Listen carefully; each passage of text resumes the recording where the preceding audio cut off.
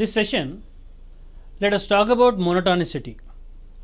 Monotonic functions are of four types: strictly increasing functions, strictly decreasing,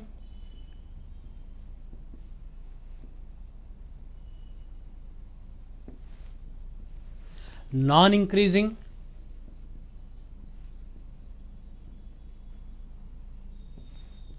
and non-decreasing.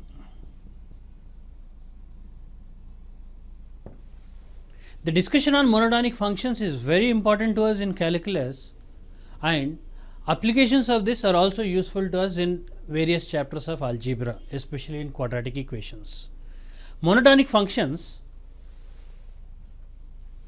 strictly increasing function, strictly decreasing function, non-increasing function, non-decreasing function.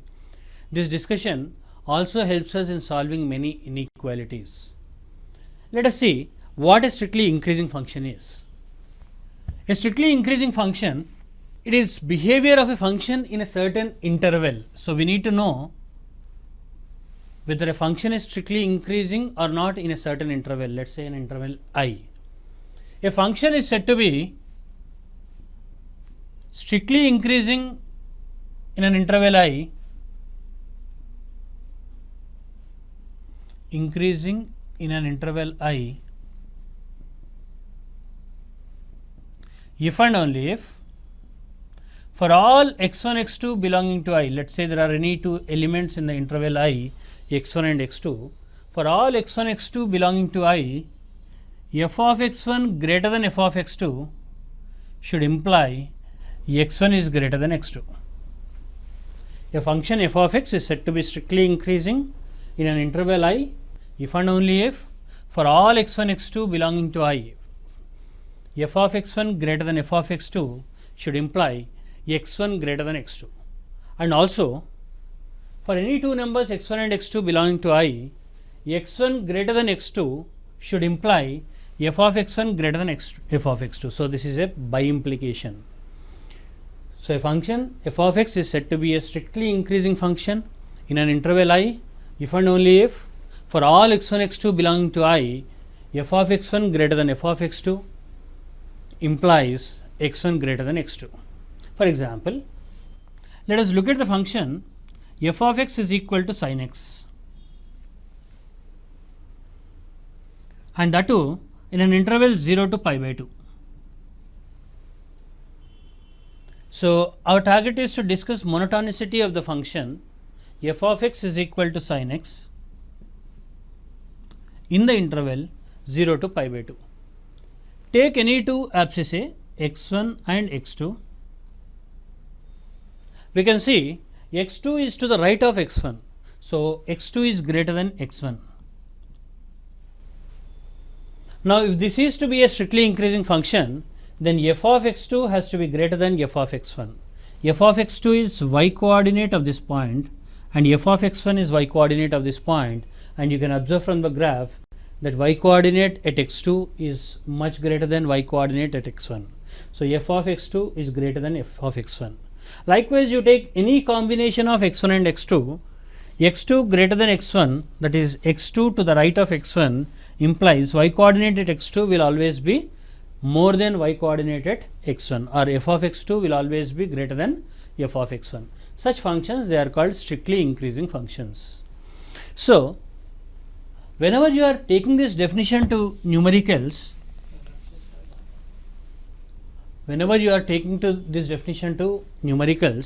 if you know that a function is strictly increasing, if it is given that a function is strictly increasing, or you know that a function is strictly increasing, then over an inequality you can apply the function or remove the function. If you know that a function is strictly increasing, or if it is given that the function is strictly increasing, then over an inequality you can happily apply the function or remove the function. I will tell you in a simpler words. Let us say we know that f of x is an increasing function.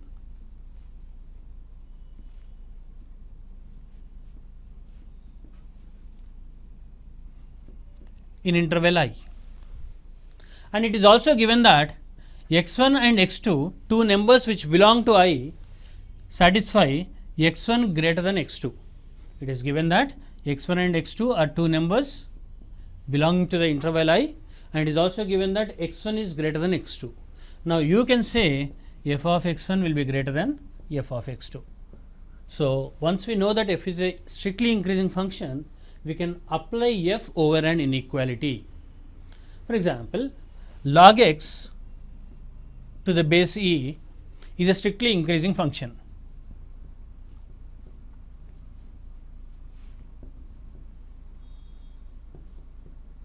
Log x to the base e is strictly increasing function. We know that 3 is greater than 2. So we can say log 3 to the base e will always be greater than log 2 to the base e. We know that within 0 to pi by 4, between 0 to pi by 4, sin x will be smaller than cos x. Sin x values are smaller than the values of cos x. And we also know that log is a strictly increasing function. So I can apply log on both sides of the inequality, and I can say log sin x to the base e is always less than log cos x to the base e. Likewise, we can also remove a strictly increasing function from an inequality. For example,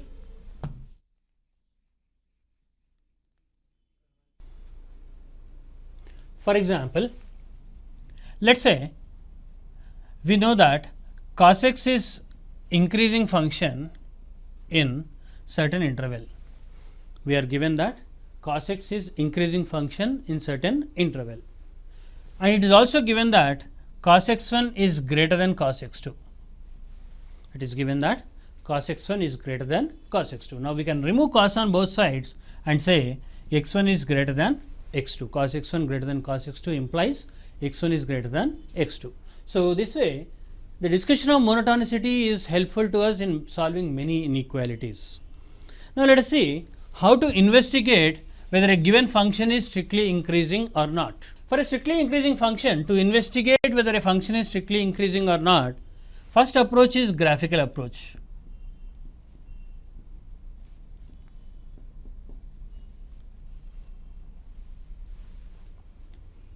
Let us recollect the definition in a mathematical sense.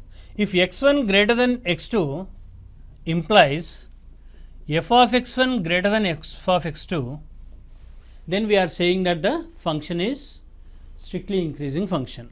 X1 greater than x2, if it implies f of x1 greater than f of x2, then we are saying that the function is strictly increasing function. So on a graph, x1 greater than x2 implies x values, we plot them along x axis, there will be abscissa of points on the graph, and f of x values will be along the y axis. So f of x1, a function is said to be strictly increasing if and only if x1 greater than x2, whenever x1 is to the right of x2, y coordinate at x1 should be more than y coordinate at x2. F of x2 and f of x1, when we compare, f of x1 should always come out to be more than f of x2. Such a function, it is called strictly increasing function.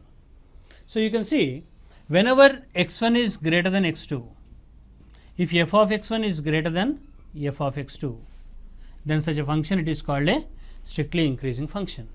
So graphically, in simpler words, if you are moving along the graph along positive x axis and you are rising upwards, that you are moving along positive y axis, in such case the function will be a strictly increasing function. If you are moving along the graph in towards positive x axis and you are rising upwards, that is moving along positive y direction, then such a function, it is a strictly increasing function. So let us look at graphs of some functions, elementary functions, and see their monotonicity in particular intervals. Let us look at the graph of e power x. E power x, as x tends to minus infinity, e power x will be close to 0. So it will be tending to 0, asymptotic with x axis, and as we increase the values of x, at 0 it will be 1, and as x tends to infinity, it tends to infinity. Now, along this graph, start moving along positive x axis. This is our positive x axis. So, when I start moving along positive x axis, you can see I am rising upwards. That is, my movement is along positive y direction. When I am moving along positive x axis, the y coordinates, they are incrementing. We are rising upwards. We are moving in the direction of positive y axis. Such a function, it is strictly increasing. So, e power x we can say is strictly increasing on R. E power x is strictly increasing on R. Let us look at a different function. Let us look at f of x is equal to x square plus x plus 1, a quadratic function. We know a lot of things about this function. This is a irreducible quadratic, its discriminant is negative, and minimum value of this function will be at x equal to minus b by 2a. So, we can write this as x plus half whole square plus 3 by 4. X square plus x plus 1 can be written as x plus half whole square plus 3 by 4. So, least value will be getting when x is minus half. And how much is that least value? When I put x equal to minus half, this is 0, and this number, it is 3 by 4. So, y coordinate will be 3 by 4. As we increase the values of x from here, this is how the graph would be, a parabolic graph. Now, I start moving from in the graph along positive direction of x axis. You can see as I move along positive direction of x axis, I am coming down. I am coming down till this point. And from this point, when I move along positive direction of x axis, I am rising upwards. So, we can say this function is increasing from minus half to infinity. This function is strictly increasing from minus half to infinity. So, a function need not be strictly increasing throughout its domain. It can also be strictly increasing in part of its domain. So, this function is not strictly increasing on R. It is decreasing from minus infinity to minus half and increasing from minus half to infinity. Let us look at a different function. Another example. Let us look at the function f of x is equal to sin x. Let us plot the graph of sin x. At 0, sin x is 0. At pi by 2, it becomes 1. At pi again, it becomes 0.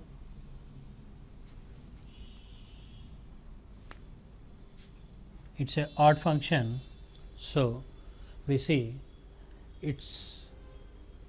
this part is image with respect to origin.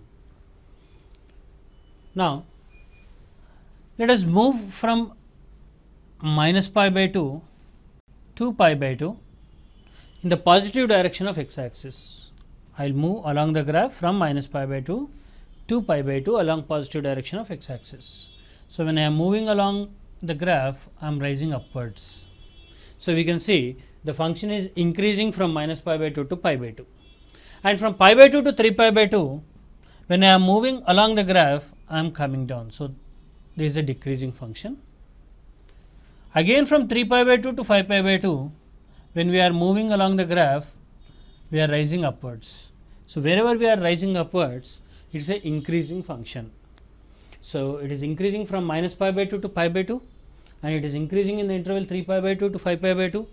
It will also be increasing in the interval 7 pi by 2 to 9 pi by 2, so on. So, in general, we can say the function is increasing in the interval minus pi by 2 to pi by 2 in every interval of length 2 pi. So, to write the general solution, we can add 2n pi. The function is increasing from in the interval 2n pi minus pi by 2 to 2n pi plus pi by 2. In every interval of the form 2n pi minus pi by 2 to 2n pi plus pi by 2, f of x is equal to sin x is a strictly increasing function. Let us look at another example. Look at the graph of f of x is equal to cos x. Look at the graph of f of x is equal to cos x. At 0 we know cos x is 1. It comes down to become 0 at pi by 2. It's an even function, so we see symmetry about y axis. This is how the function will be. Cos x is also a periodic function with period 2 pi. So let us see.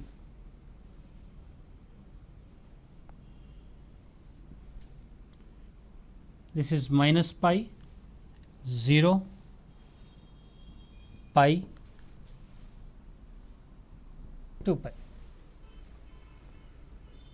Now when I move along the graph in positive direction of x axis, I keep rising upwards from minus pi to 0, and from 0 to pi when I move, I am coming down. From pi to 2 pi if you move, you will again be moving upwards. So from minus pi to 0, function is a strictly increasing function. Again from pi to 2 pi, the function is a strictly increasing function.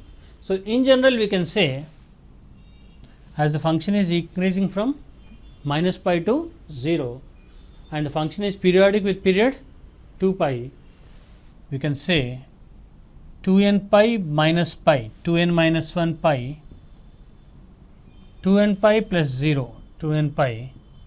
The function is increasing in every interval of form 2n minus 1 pi to 2n pi.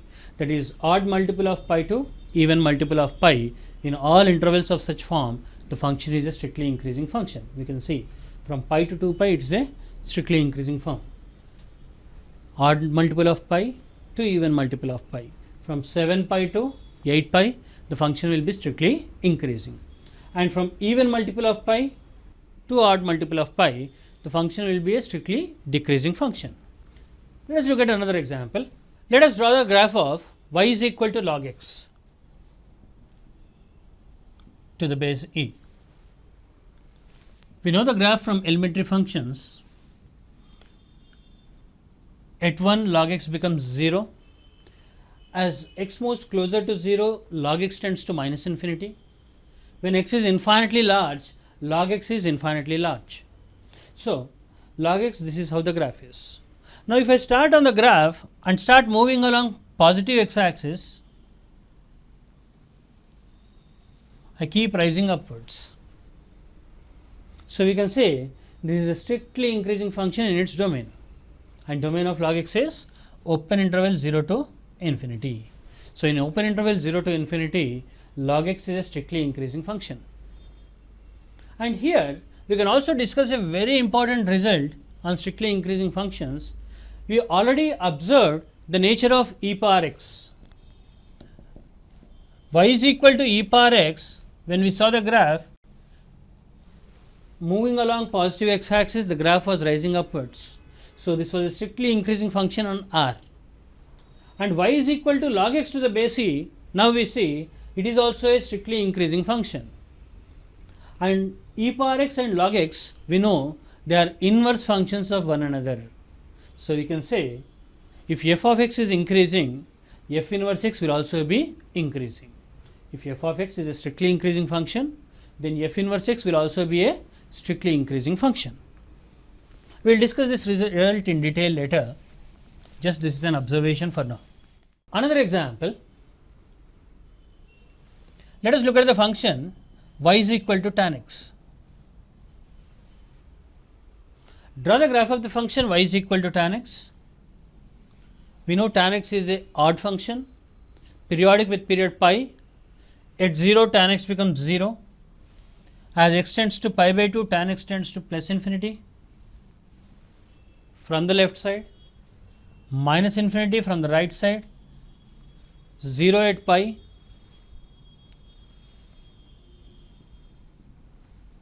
odd function. So odd symmetry about origin. This is the graph of tan x. Now tan x, if I start from minus pi by 2 and start moving along the graph in positive direction of x axis, I keep rising upwards. So we can say tan x is a strictly increasing function from minus pi by 2 to pi by 2. and because minus pi by 2 and pi by 2 are not part of the domain, we have to put a open interval. So tan x is increasing from minus pi by 2 to pi by 2. Tan x is also increasing from minus 3 pi by 2 to 3 pi by 2. But in the combined region of minus pi by 2 to 3 pi by 2, we can see tan x is neither an increasing function nor a decreasing function. For example, take x1 here and x2 here. x1 is greater than x2, x1 is to the right of x2. F of x1 is positive, f of x2 is negative. So we can happily say f of x1 is greater than f of x2. So x1 greater than x2 is implying f of x1 greater than f of x2 in this region. But if I take this entire region,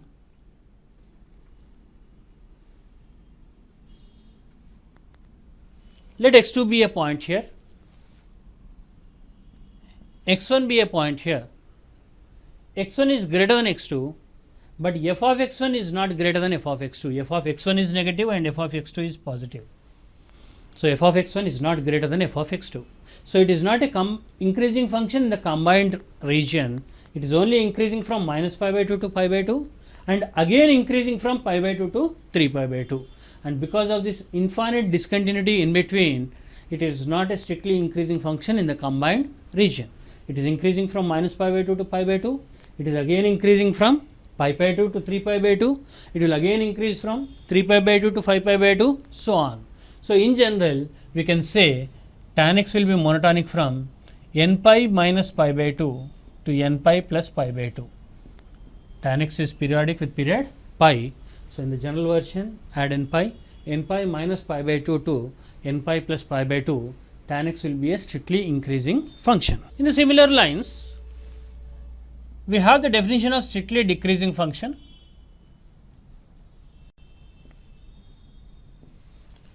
A function f of x is said to be strictly decreasing if and only if a function f of x is said to be strictly decreasing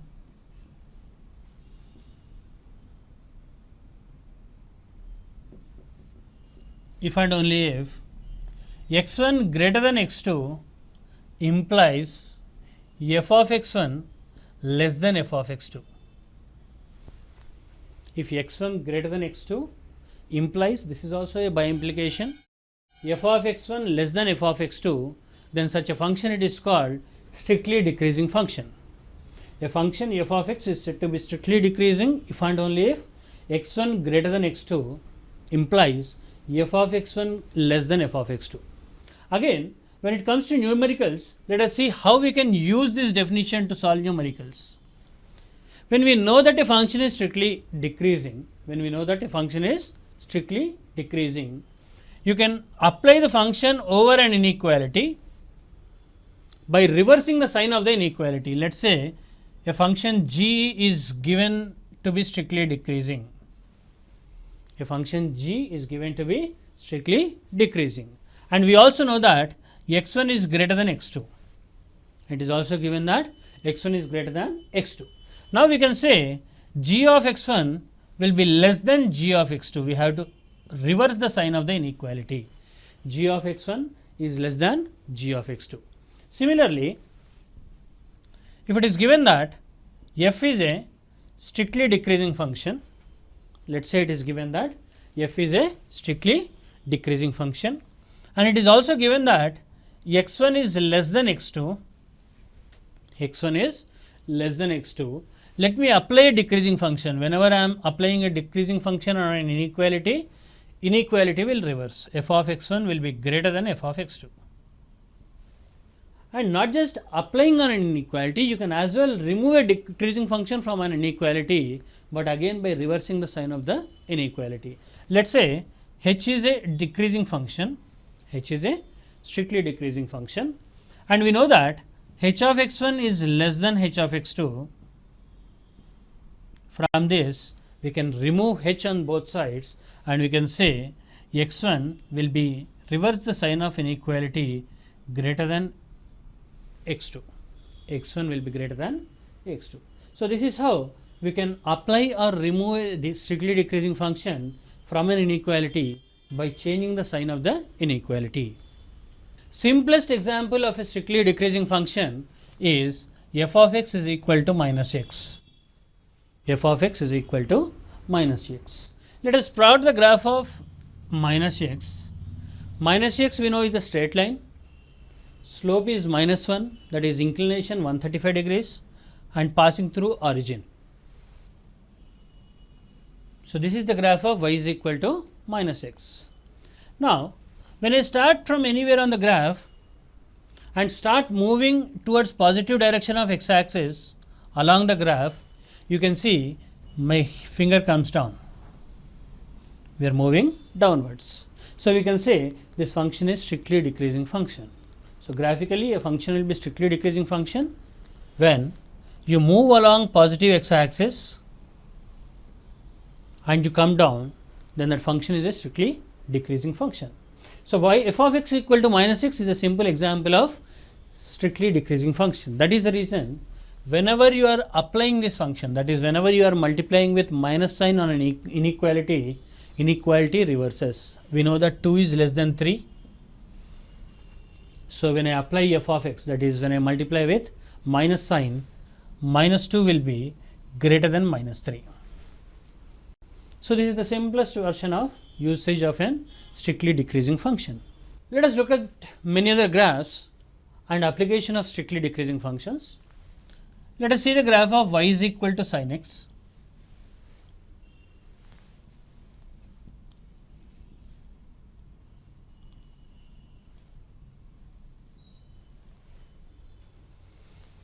Y equal to sin x is a decreasing function from 3 pi by 2 to 3 pi by 2. As you see, when we are moving from pi by 2 to 3 pi by 2 in positive direction of x axis along the graph, we are coming down.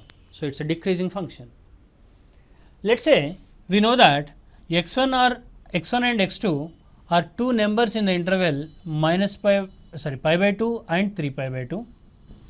Let us say x1 and x2 are two numbers in the interval pi by 2 and 3 pi by 2, and it is also given that sin x1 is greater than sin x2. It is also given that sin x1 is greater than sin x2. Now, in this interval pi by 2 to 3 pi by 2, because sin is a decreasing function, we can remove sin on both sides and conclude x1 will be less than x2. The inequality will reverse, the greater than will become less than. So, sin x1 greater than sin x2 implies x1 less than x2. So, that is how we can conclude from sign values the values of the transitive relation between values of the function. Let us look at another function. Y is equal to cos x, and let us say x we know that belongs to 0 to pi. X we know that belongs to 0 to pi. Solve cos x is greater than half for all values of x belonging to 0 to pi. Let us say we want to find all those values of x for which cos x is greater than half.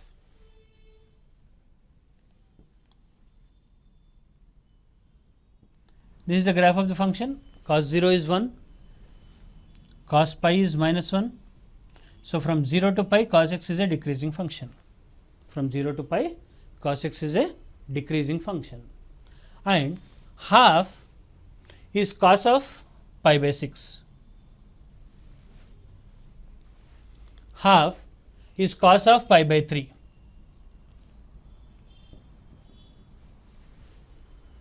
So, we have cos x is greater than cos pi by 3, and cos is a decreasing function. So, we can say x should be less than pi by 3. X should be less than pi by 3. So, when we are writing the solution set, from the given information x has to be less than pi by 3, and we are solving only in the interval 0 to pi. So, cos x should be greater than 0 and less than pi by 3. So, solution set is 0 to pi by 3 open interval. So, this is how we can use the discussion of strictly decreasing functions in solving inequalities. Then we have the definition of non-decreasing function.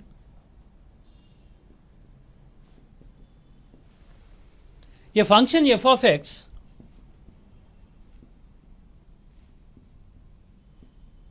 is said to be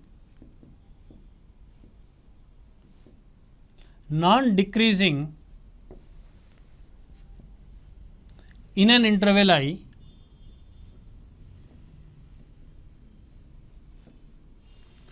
if and only if x1 greater than x2 implies f of x1 greater than or equal to f of x2. A function f of x is said to be non-decreasing in an interval I if and only if x1 greater than x2 implies f of x1 greater than or equal to f of x2. So, if you look at a graph of a non-decreasing function, either the graph can go up or it can remain constant for a while. This is how graph of a non-decreasing function will be. Either the graph will rise upwards as you move along positive direction of x axis, or it can still remain equal to for a point in time. Here we cannot use a by implication because of this equality. It is a simple straight implication. A function f of x is said to be non-decreasing in an interval I if and only if x1 greater than x2 implies f of x1 greater than or equal to f of x2. Then we have the definition of non-increasing function.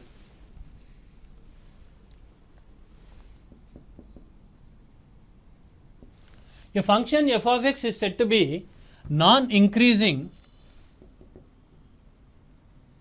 in an interval I if and only if x1 greater than x2 implies f of x1 is less than or equal to f of x2. A function f of x is said to be non-increasing in an interval I if and only if x1 greater than x2 implies f of x1 less than or equal to f of x2. If you look at the graph of a non-decreasing function, this is how we can have a graph of a non-decreasing function. As you move along the positive side of x axis, either you come down, remain at the same level, or again come down. Let us now discuss the role of derivatives in discussion of monotonicity.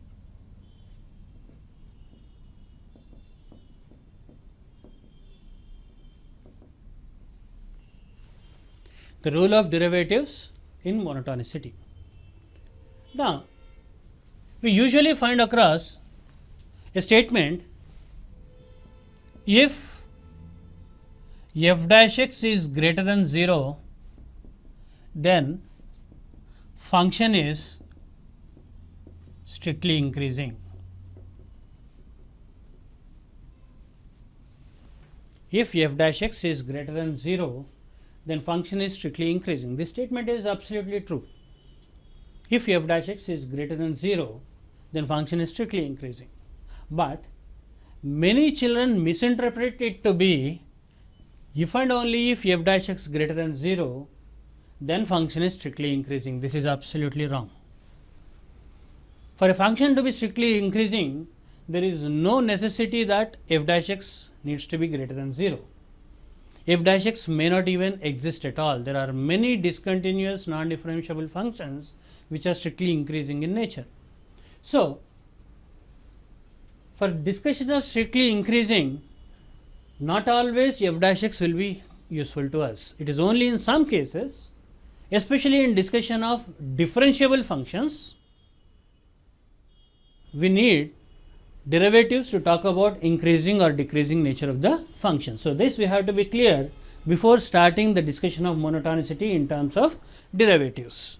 So, the right way of picturizing the statement is a continuous differentiable function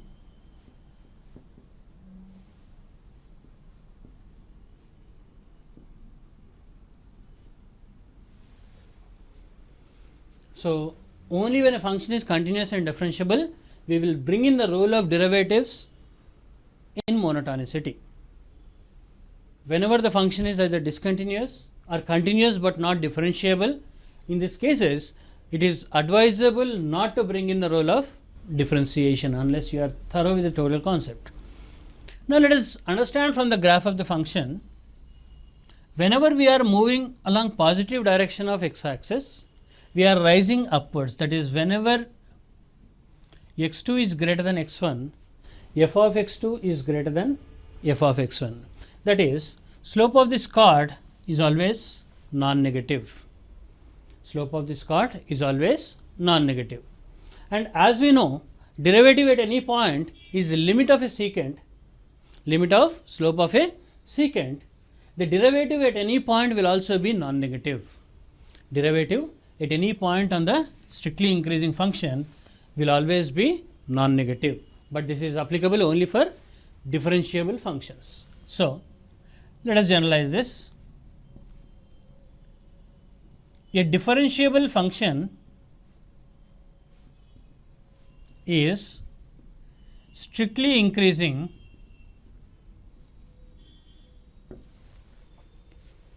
if and only if f dash x is greater than or equal to 0, f dash x is greater than or equal to 0 in an interval I, and that equality not forming an interval. We have to be very careful with the treatment of that equality. A differentiable function is strictly increasing if and only if f dash x is greater than or equal to 0 in an interval I, and that equality is not forming an interval. If f dash x is equal to 0 in an interval, in that interval we will get a constant region and the function is no longer a strictly increasing function, it becomes a non-decreasing function. So, f dash x can be 0, but it can be 0 only at a discrete set of points. Let us prove this. F dash x by definition is limit extending to a f of x minus f of a divided by x minus a. F dash x is limit extending to a f of x minus f of a divided by x minus a. Let us not get into much of technicalities, let us simply understand the proof.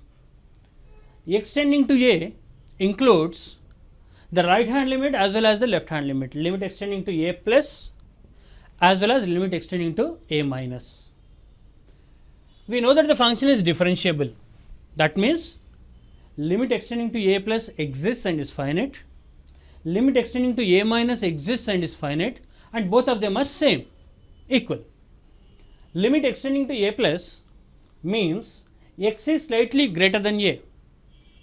So, x is slightly greater than a makes x minus a in the denominator positive. And we know that the function is strictly increasing and x is greater than a implies from the definition f of x is greater than f of a. So, if it is known that f is increasing, x greater than a implies f of x is greater than f of a. So, denominator is positive, numerator is positive. So, the ratio is positive and the limit will come out to be non-negative. Limit of a positive function will always be non-negative. So, we can say right hand limit is non-negative. And let us also look at left hand limit. X tending to a minus means x is smaller than a. X is smaller than a and f is increasing function makes f of x smaller than f of a.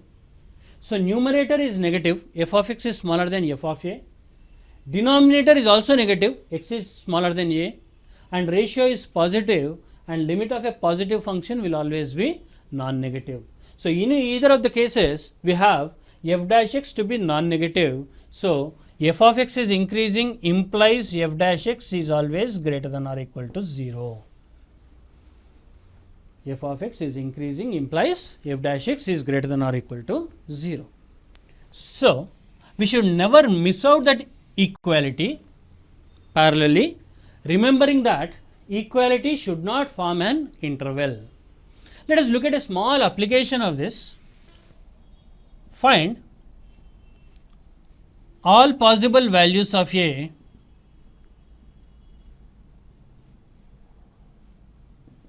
such that f of x is equal to x cube plus 3x square plus ax plus 4 is strictly increasing on R.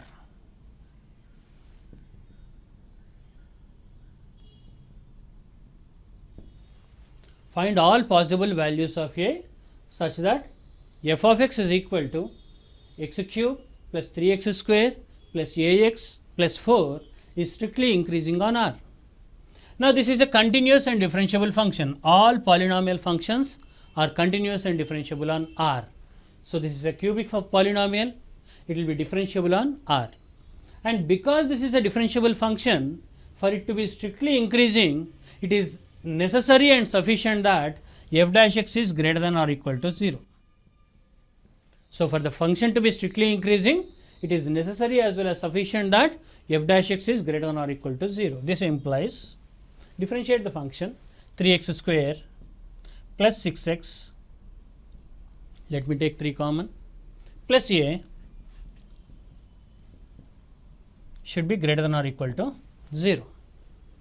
Now, we have a quadratic whose coefficient of x square is positive, and we want this to be greater than or equal to 0. So, for that this has to be a perfect square. Its discriminant should be greater than or equal to 0. It starts becoming a perfect square when a by 3 is 1, and from there on it will be perfect square plus some positive number. So, this will always be greater than or equal to 0. For it to be equal to 0, minimum value to be equal to 0, this has to be a perfect square, that is when a by 3 is 1, and for it to be strictly positive, a by 3 has to be greater than 1. Or we can say, because coefficient of x square is positive, for the quadratic to be entirely greater than or equal to 0, discriminant has to be greater than or equal to 0. Solving which we have a by 3 is greater than or equal to 1, or a is greater than or equal to 3. So, for all values of a greater than or equal to 3, we have this function to be strictly increasing function. So, if we miss out that equality, we will be missing equality here. Our answer would become open 3 to infinity, whereas the right answer is closed 3 to infinity.